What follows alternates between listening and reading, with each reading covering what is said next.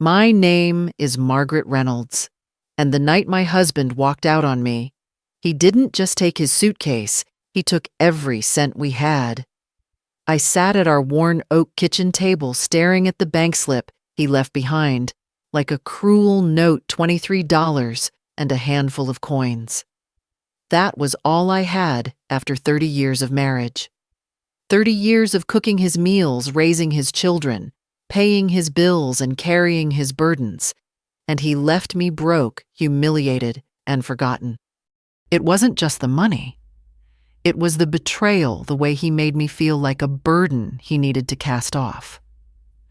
David Reynolds had fallen in love with wealth, or maybe the idea of it wrapped neatly in the form of a woman half my age with pearl earrings and designer handbags. She was the type who could host charity dinners, sip expensive wine, and talk about summering on the coast. I saw them once, arm in arm at the country club, and the smug way she looked at me like I was just a relic from a life David no longer wanted. The papers came the next day. David's lawyer was quick and sharp, spelling out how he had taken nearly everything we had and tucked it neatly under his name. The deed to the house, the savings we built, even the retirement account we'd talked about using to travel in our old age gone. I was left with bills stacked like a cruel joke, a credit card nearly maxed out, and a mortgage hanging over my head like a storm cloud. That week, I felt like a ghost in my own home. The neighbors whispered but avoided me, their sympathy mixed with something uglier, judgment. At the grocery store, I caught two women muttering, "She must not have been enough for him." In church, friends tried to comfort me with casseroles, but I could feel their pity pressing on me heavier than the grief itself. Nights were the hardest. I lay in the empty bed, staring at the ceiling, feeling the weight of silence pressing down. His scent lingered on the pillow, and I hated myself for breathing it in. But grief doesn't stay still forever. It shifts. By the fifth night, when rain dripped through the kitchen ceiling into the bucket I'd set beneath it, something inside me hardened. Anger settled in my bones. I thought of my father, a carpenter who never had much, but who always told me, "If you can build it with your hands, no one can take it away." That memory pulled me out of bed. The next morning, I dragged out the old sewing machine from the hall closet. My hands trembled as I threaded the needle, but once the rhythm of stitching started, something steady returned to me. At first, I made small things, patchwork aprons, table runners, a quilt pieced together from scraps I found in a box. Then I remembered the rocking chair my father built me when I was young, still sitting dusty in the corner of the living room. I polished it until it shined, ran my fingers over its sturdy joints, and thought, maybe someone else would pay for this kind of work. I borrowed $50 from my sister, bought fabric, and signed up for a table at the Saturday flea market. That morning was cold, my breath visible as I laid out my quilts and set the chair where people could try it. I was embarrassed at first, but then a woman stopped, touched one of the quilts, and said softly, "This reminds me of my grandmother." She bought it on the spot. By noon, I had sold 3 quilts and the chair. $200 in my purse felt like a fortune compared to the emptiness of the week before. That night, I sat at my kitchen table eating canned soup with cracked hands from sewing all day. For the first time in weeks, I felt something new hope. It wasn't much, but it was mine. I thought about calling David, about telling him I didn't need him, but I swallowed the urge. Instead, I whispered to the quiet room, "You'll regret leaving me. Not because I'll chase you, but because I'll rise." The weeks that followed were hard. Overdue notices piled up. The bank threatened foreclosure. My body ached from working long hours stitching late into the night. But people kept buying. At the market, customers stopped by, again, telling me how the quilts made their homes warmer, how the chairs reminded them of family they had lost. Slowly, word spread.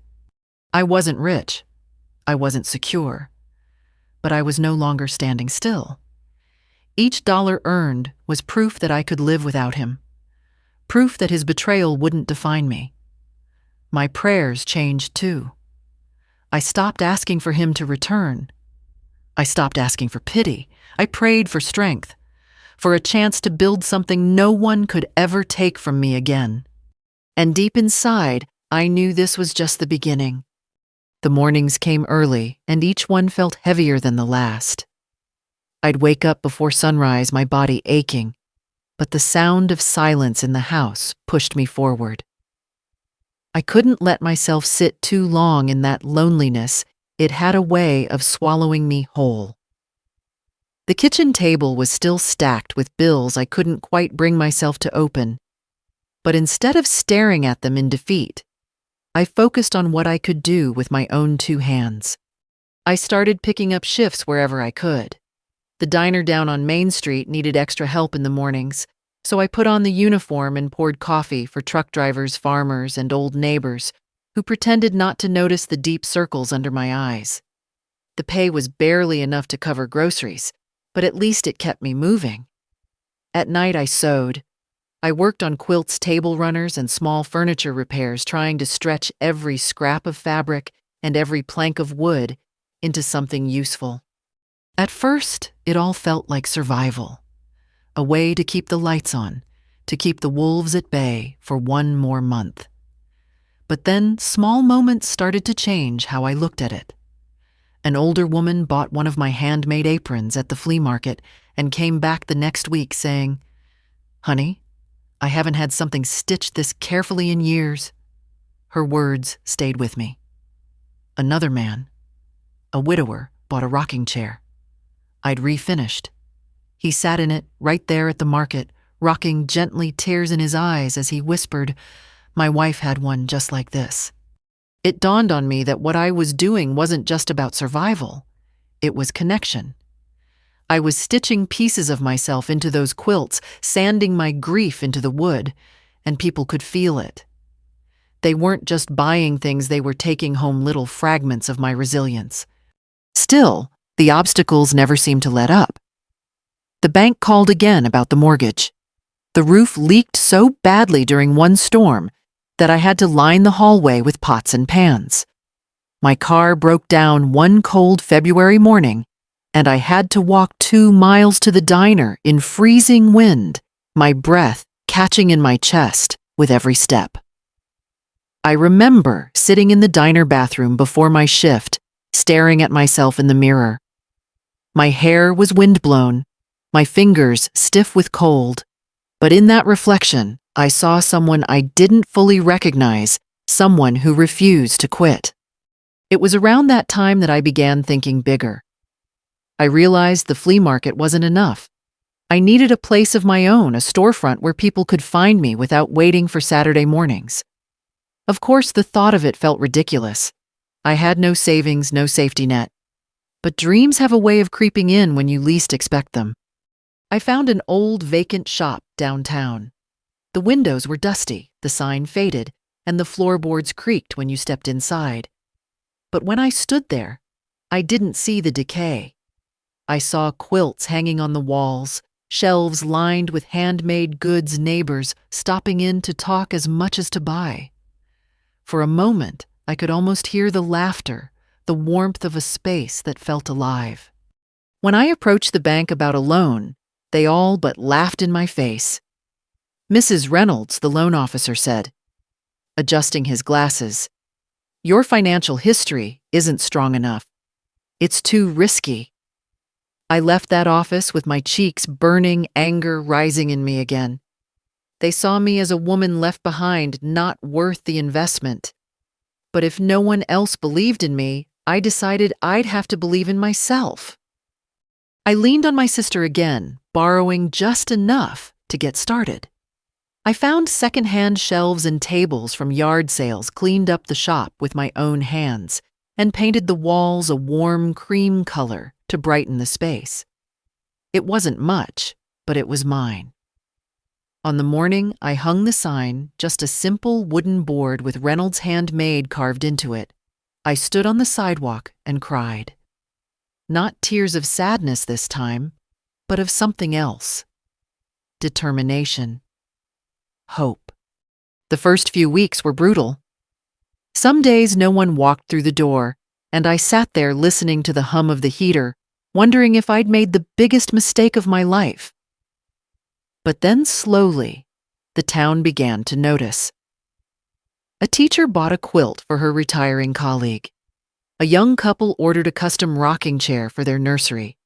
The same truck driver I once poured coffee for at the diner stopped in, smiled, and said, "I hear you make the best in town." For the first time since David left, I felt a flicker of pride, not just in surviving, but in creating something from nothing. Every dollar I earned in that shop felt like proof that his betrayal hadn't destroyed me, that I was still here, that I was more than enough. One night, after locking up the store, I walked past the old courthouse square where David and I used to sit on summer evenings. I thought about him, about where he might be now with his wealthy mistress. And instead of feeling the ache of loss, I felt something, surprising strength. He might have left me broken, but I was building myself back up piece by piece, and someday I knew he'd see it. The little shop on Main Street became my lifeline. At first, it was just a few quilts and rocking chairs scattered across secondhand shelves, but people came. Not in droves, not like the crowds that filled the chain stores at the mall, but steadily, faithfully. Mrs. Jenkins from church stopped by every Thursday to buy a jar of jam or a set of pot holders, just so she could talk. A young mother came in, once tears in her eyes, saying her grandmother used to quilt and holding one of mine, as though it carried her back in time. Those early customers kept me going when doubt tried to creep in. I didn't just sell them fabric or wood. I sold them memory. I sold them comfort. And little by little word spread that Margaret Reynolds had started something worth noticing. But success wasn't smooth. Every step forward was followed by something trying to drag me back.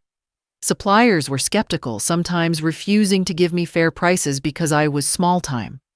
A local competitor, a furniture store owner, told me flat out that I'd never last a year. And the hardest sting came from David himself.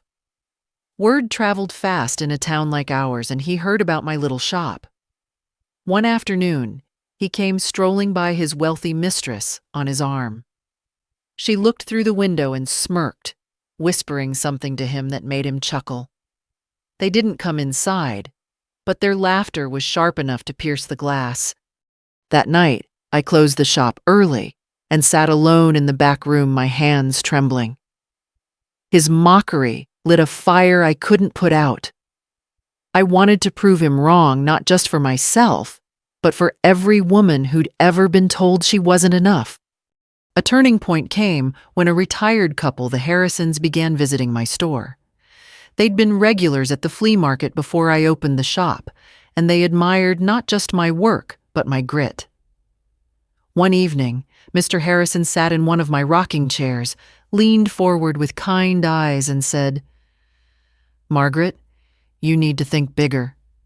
You've got something special here. Don't let it stay small." His words rattled around in my head for weeks. Think bigger, how I barely scraped by month to month. But then opportunities began appearing, where I least expected them. The local paper ran a small feature on my shop, calling it "A Heartbeat of Tradition in Modern Times." Customers started trickling in from neighboring towns. A teacher asked me to speak at her high school's career day about perseverance and starting over. I laughed at first, but when I stood before those students, telling them how I clawed my way from $23 in my bank account to opening a storefront, I realized I wasn't just surviving anymore. I was inspiring. I poured that energy into my work. I expanded the shop, added shelves of candles, handmade soaps, and locally sourced goods from other women struggling to make ends meet. I wanted my store to be more than mine. I wanted it to be a place where others could rise too. Slowly, it became just that. A widow who crocheted blankets started selling through me. A single mom who baked pies delivered them weekly for my counter.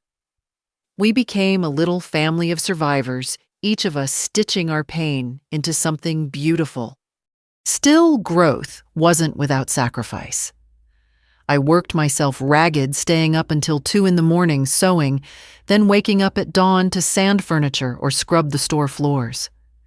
My fingers blistered, my back ached, and some nights I cried from sheer exhaustion. But when I unlocked the shop each morning and saw sunlight pouring through the front windows, reflecting off the polished wood and colorful quilts, I felt a surge of pride that no amount of money David stole could ever erase. One evening, I overheard 2 women talking as they browsed the shelves. "She's a fighter," one whispered. "After what that man did to her, I'd have folded. But look at her now." I pretended not to hear, but inside, I felt something new: dignity. Not the kind that comes from being married to the right man or living in the right house. Real dignity, the kind you earn when you refuse to quit. By the second year, business had grown so much that I moved into a larger space across the street. The grand opening was nothing fancy, just coffee cookies and a few balloons tied to the door. But people came, dozens of them. Some hugged me, others shook my hand, and one old farmer slapped me on the back and said, "David must be kicking himself now." I smiled politely, but in my heart, I knew it wasn't about David anymore. This wasn't about proving him wrong. This was about proving to myself and to anyone watching that it was never too late to rebuild.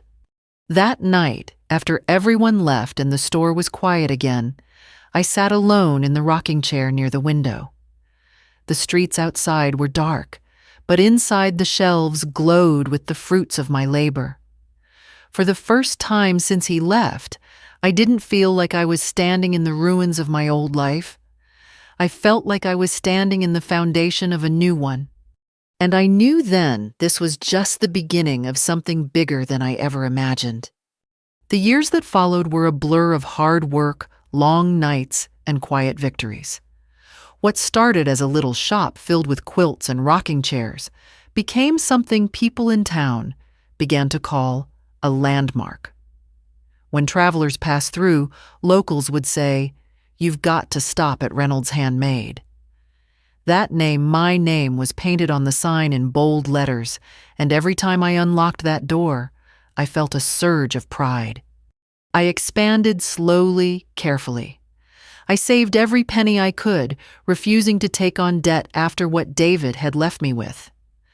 By the 3rd year, I opened a second location in the next town over. It was nothing glamorous, just another storefront with shelves and space for my team, but it was proof that I was building something real.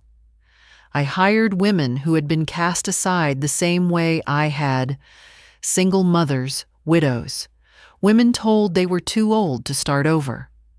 They worked with me not just for a paycheck, but for purpose. The shop became more than a business. It became a community. On Saturdays, we hosted quilting circles where women shared stories while stitching fabric. On holidays, we donated baskets of homemade goods to families in need, and soon people began to notice. The local newspaper ran a front-page feature about the woman who rose from nothing, and a regional magazine called me for an interview. For the first time in my life, I wasn't defined by who I married. I was defined by what I had built with my own hands. But growth came with its own battles. I remember one banker, the same man who had denied me a loan years before, stopping by to congratulate me. His words were smooth, but his eyes were calculating. "If you ever want to franchise," he said, "we'd be happy to support you." I smiled politely, But inside, I thought, where were you when I was scraping coins to pay the mortgage? Trust was not something I gave away easily anymore. Even with the attention, I stayed grounded. I still woke up before dawn, still worked alongside my employees, sanding furniture, still sewed quilts late into the night. My hands bore the proof, calluses, scars, stiffness in the joints. But I didn't mind. They were badges of survival.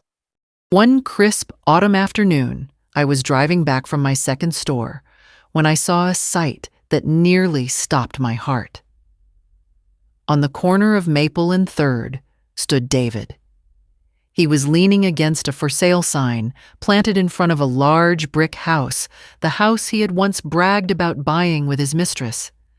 His hair was grayer, his shoulders slumped, and the fancy car he once paraded around was nowhere to be seen. I slowed the car just enough to catch his eye. For a fleeting second, our gazes met. His face flickered with recognition, then embarrassment, then something I couldn't quite name. The woman who had replaced me was nowhere in sight. I wanted to roll down the window and tell him, "Look at me now," but I didn't. I kept driving, my head held high. That moment was victory enough. Not long after, opportunity knocked in ways I could never have imagined. A representative from a national home goods chain came into my store quietly browsing before introducing herself. She had heard about Reynolds Handmade from one of her colleagues and was interested in partnering. My heart pounded as she spoke of contracts, distribution, and expansion.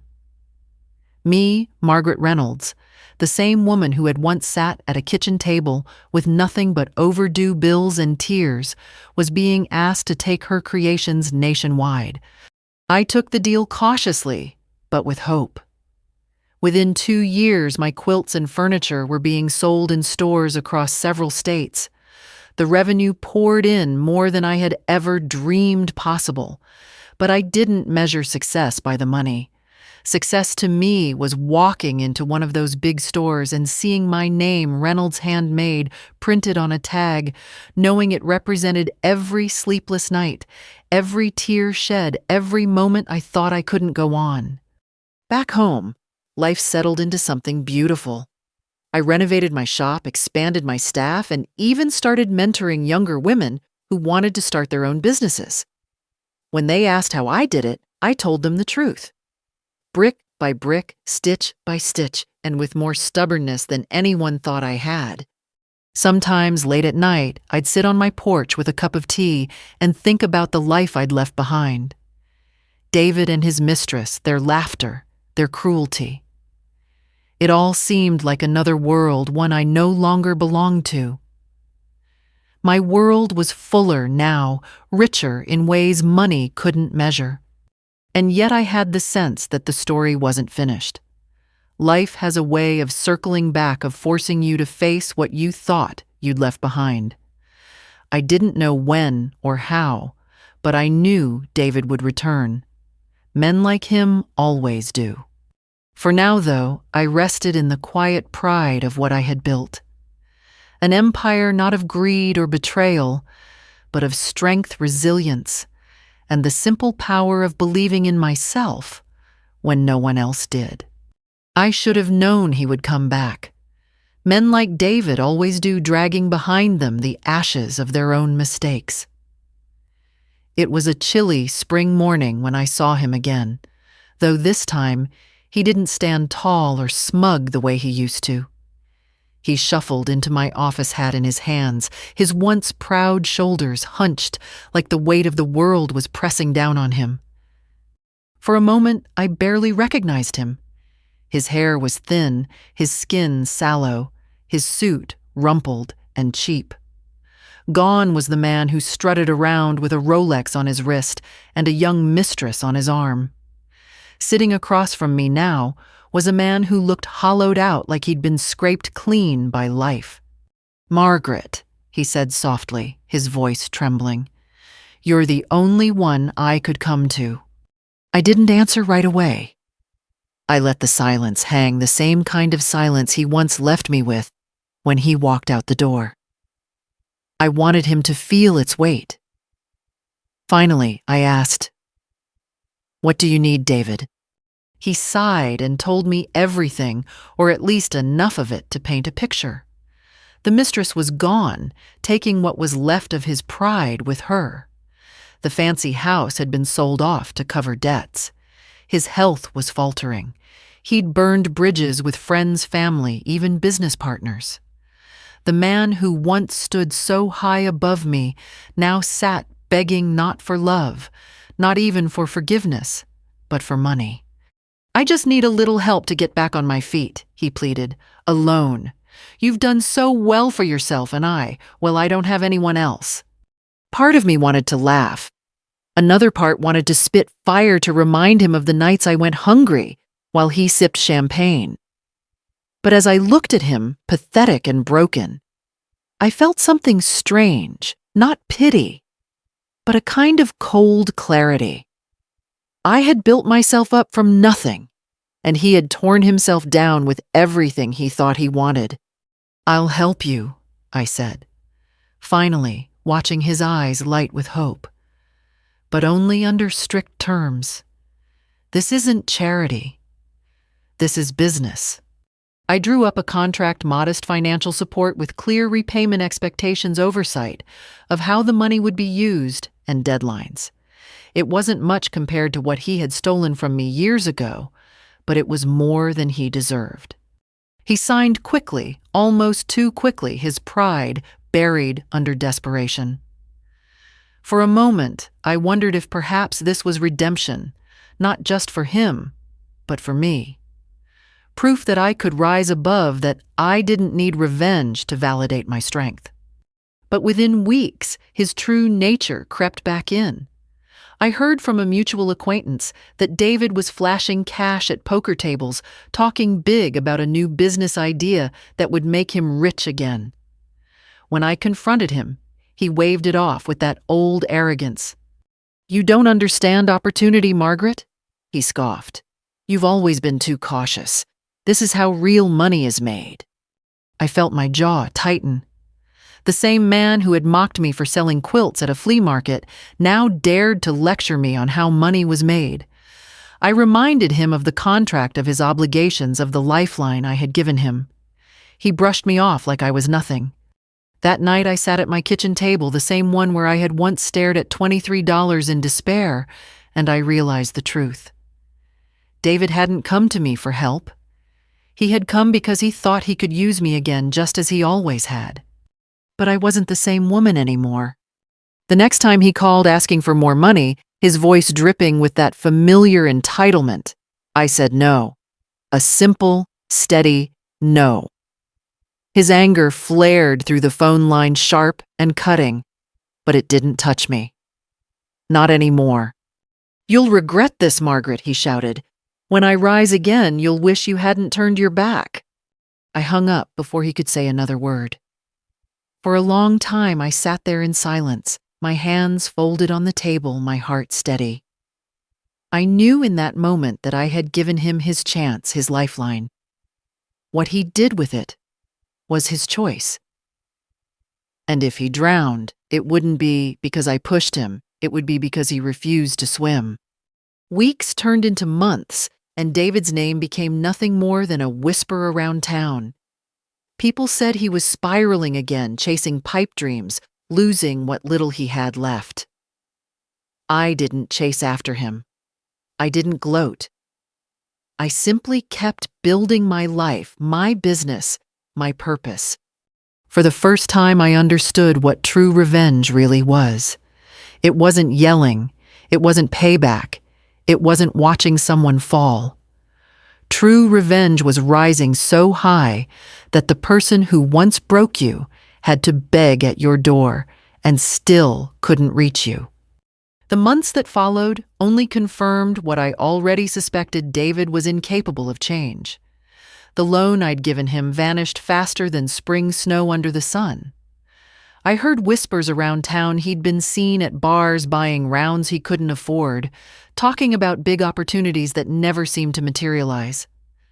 A former acquaintance told me he'd tried to pitch some kind of get-rich-quick scheme involving real estate, but no one bought into it.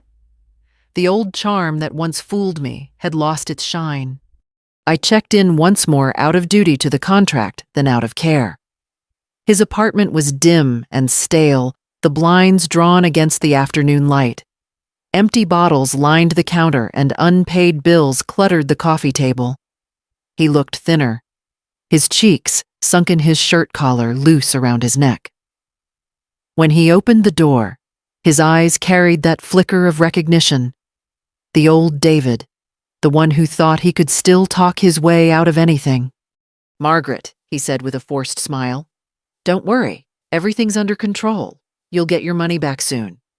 I didn't argue with him. I simply nodded, walked through the mess, and laid the paperwork on his table. "The first payment is overdue. I expect it by next week." He bristled, his pride swelling like a balloon ready to burst. "You think you're better than me now, because you've got a few stores and your name in the paper." I looked him straight in the eye, calm but unflinching. "No, David. I don't think I'm better. I know I'm different. And that difference is the reason I'm not sitting where you are right now." I left him in that dark apartment, the sound of his muttering chasing me down the hall. Something told me he wouldn't last much longer. The weeks stretched on, and his desperation grew louder. He called me at odd hours sometimes, slurring his words, sometimes raging. Once he begged for more money. Another time, he accused me of trying to ruin him. Each time, I answered the same way, silence or a steady refusal. My days were filled with work, with life, with purpose. His days were filled with decline. The final confrontation came on a stormy night. He showed up at my shop after closing rain, dripping from his coat, eyes wild with frustration. "You can't just leave me like this," he shouted, slamming his fists on the counter. "After everything we've been through, you owe me." His words echoed in the empty store, and for a moment I was transported back in time to the nights I had sat alone with empty pockets and a leaking roof owed so much more than he ever gave. But I wasn't that woman anymore. "I don't owe you a thing," I said quietly, my voice firm as stone. "You had your chance. I gave you a lifeline. You chose to waste it." He stood there, panting, rainwater pooling at his feet. Then he sneered, his face twisted with bitterness. "You'll regret this, Margaret. When I rise again, you'll wish you'd treated me better." But we both knew it was a lie. He wasn't rising. He was drowning. I watched him storm out into the rain, his shadow swallowed by the night. That was the last time I saw him alive. Weeks later, word spread that he had collapsed alone in that apartment, his heart giving out after years of neglect and bad choices. No one rushed to his side. No mistress, no friends, not even the old poker buddies he used to brag with. Just silence. When I heard the news, I didn't cry. I didn't cheer. I just sat on my porch sipping tea, watching the evening sky turn shades of purple and gold. He had begged for help. I had thrown him a lifeline, and still he drowned. The irony wasn't lost on me. Years ago, I thought his betrayal would be the end of me. Instead, it became the beginning. And for him, the very arrogance that once carried him forward had dragged him under. That night, I whispered a prayer. Not for David, not for forgiveness, but for myself, for peace, for release from the ghost of a man who no longer had any hold on me. And in the quiet that followed, I realized my revenge had never been about watching him fall. It was about standing tall, living well, and proving that even when someone leaves you with nothing, you can build everything again. The morning after I heard of David's death, I walked through my shop in silence. The quilts folded neatly on the shelves, the rocking chairs polished and steady, the smell of beeswax candles filling the air. It all felt different that day. Not because anything had changed inside the store, but because something inside me had shifted. The chapter with David was truly over. For years I had imagined this moment, the day I'd learn that he finally faced the consequences of his choices. I thought I'd feel triumphant, maybe even vindicated. Instead, I felt a strange mixture of relief and sorrow. Not sorrow for him, but sorrow for the wasted years, the love I once poured into someone who never valued it. He had drowned in his own pride, and no amount of lifelines could have saved him. I drove to the cemetery later that week not to visit David's grave, but to sit beside my parents. My father, the carpenter, who taught me the value of work. My mother, who taught me kindness, even when it wasn't returned. I knelt beside their headstones, brushing away the leaves, and whispered, "You were right. Hard work and integrity can't be taken from you. Not by anyone." For the first time, I felt the weight of revenge lift from my shoulders. What I carried now wasn't bitterness, but strength. David's choices were his. Mine were mine. And mine had led me here to an empire built from nothing but grit, determination, and faith. In the months that followed, I thought often about what to do with the success I'd built. I had more than I needed, more than I ever dreamed of, in those nights when I sat at the kitchen table staring at overdue bills. And I couldn't shake the feeling that my story shouldn't end with me. So I started a scholarship fund, small at first, for single mothers and women over 40 who wanted to start their own businesses. I named it after my mother, calling it the Grace Reynolds Fund.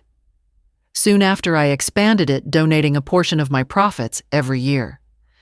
At the award ceremonies, I saw women stand tall, their faces lit with hope, and I knew I was passing on the lifeline I once wished someone had thrown me. I also opened the doors of my shop to mentor younger women. They came timid, unsure if their dreams were worth chasing, and I told them the same thing I told myself. Years ago, brick by brick, stitch by stitch. Don't quit. Their eyes would shine, and I'd see in them the reflection of who I once was, the woman sitting in an empty house, left with nothing but determination. Sometimes people asked me about David. The town never quite stopped whispering about the rise and fall of our lives. I always answered the same way: he made his choices, and I made mine. That was all I needed to say. One autumn evening, I sat on my porch, the sun dipping low, painting the sky in streaks of orange and pink.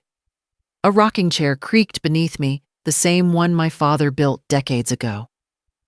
I sipped my tea and listened to the quiet hum of cicadas. For once, the silence didn't feel heavy. It felt like peace.